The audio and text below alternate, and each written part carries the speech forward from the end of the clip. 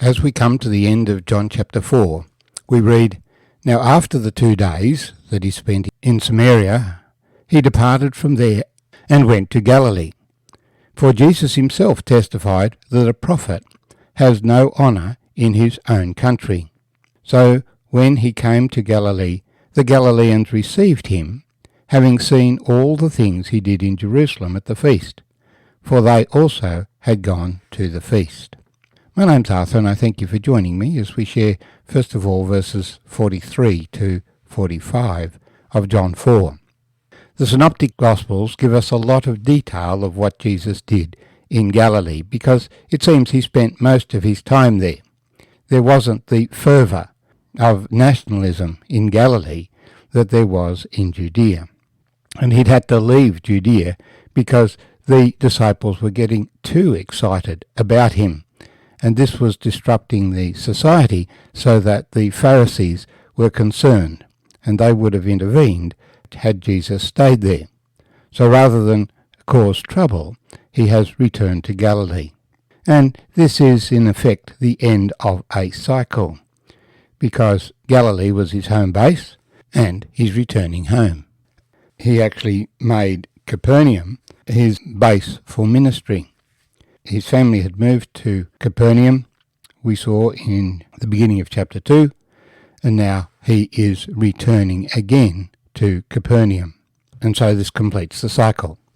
But what we find here is that up until this time, the Galileans had taken no notice of Jesus. Jesus himself testified that a prophet has no honour in his own country. So, when he came to Galilee, the Galileans received him, having seen all the things he did in Jerusalem at the feast, for they also had gone to the feast.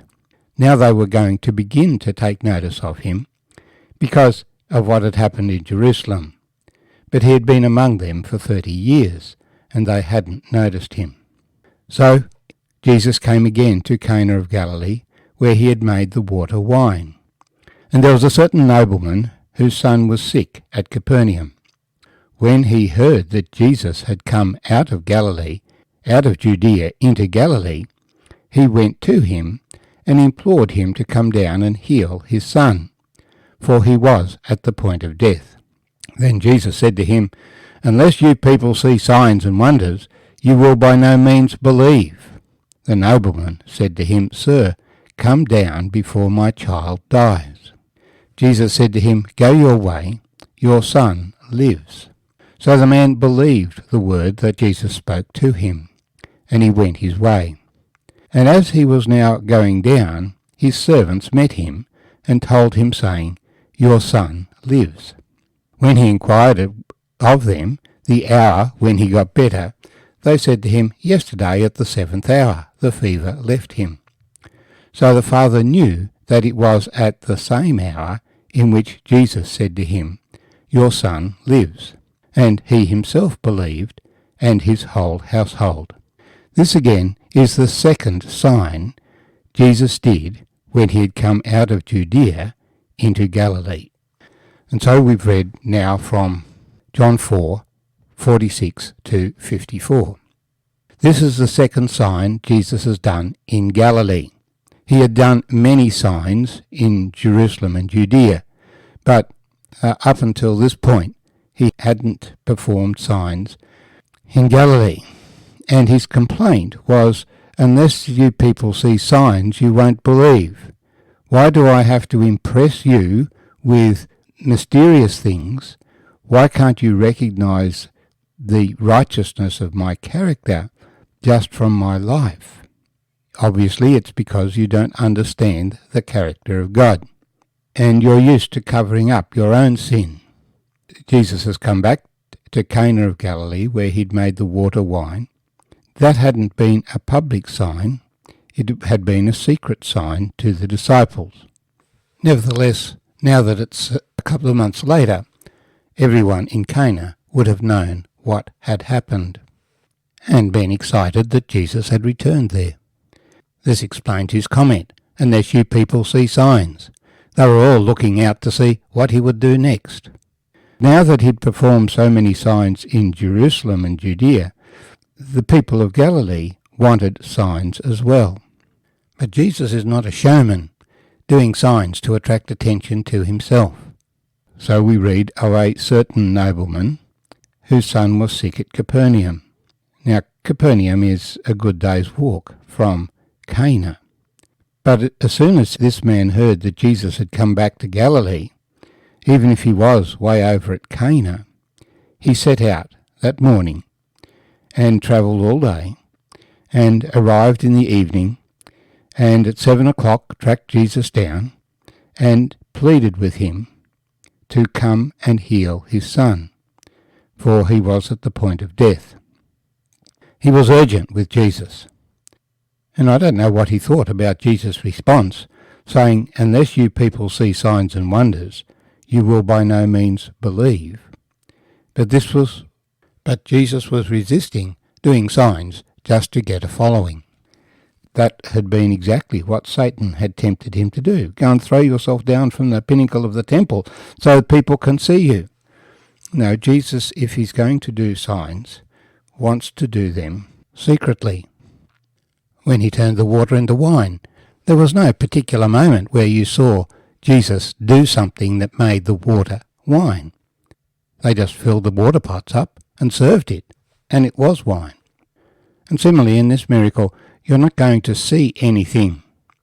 Jesus just says to the man, ultimately, "Your son is well."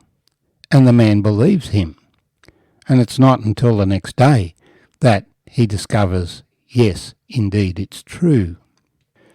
So John is actually showing us what belief means. For the woman of Samaria, it meant going into town and telling the men, "Come and see a man who told me all things that I ever did. Is this the Christ?" Now, this nobleman has made his request to Jesus, and Jesus seems to have put him off by saying, "Unless you see signs and wonders, you will not believe." He does believe Jesus will heal his son, and so Jesus' comment doesn't apply to him. He just insists, "Sir, come down before my child dies." Now, he did think Jesus would have to come to Capernaum, but Jesus doesn't have to go to Capernaum. Jesus simply says, "Go your way, your son lives." So the man believed the word that Jesus spoke to him, and he went his way. This is the key of what it means to be a believer, to take the word that Jesus says and to act on it without doubting. He's not interested in seeing the sign, he's interested in having his son live.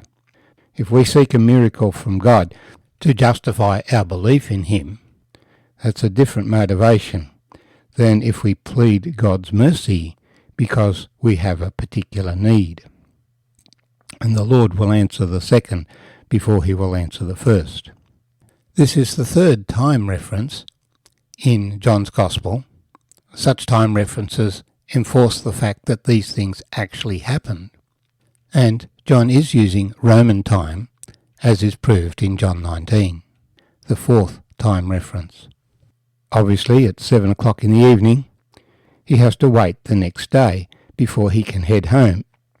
And similarly, his servants, who witness his son's healing at 7 p.m. down in Capernaum, must wait till the morning, and they set off.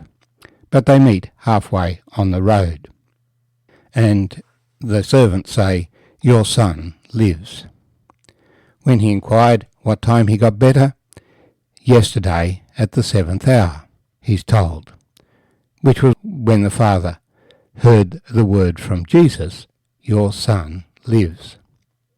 So this nobleman believed, and we're told his whole household. They recognized that Jesus was the Messiah.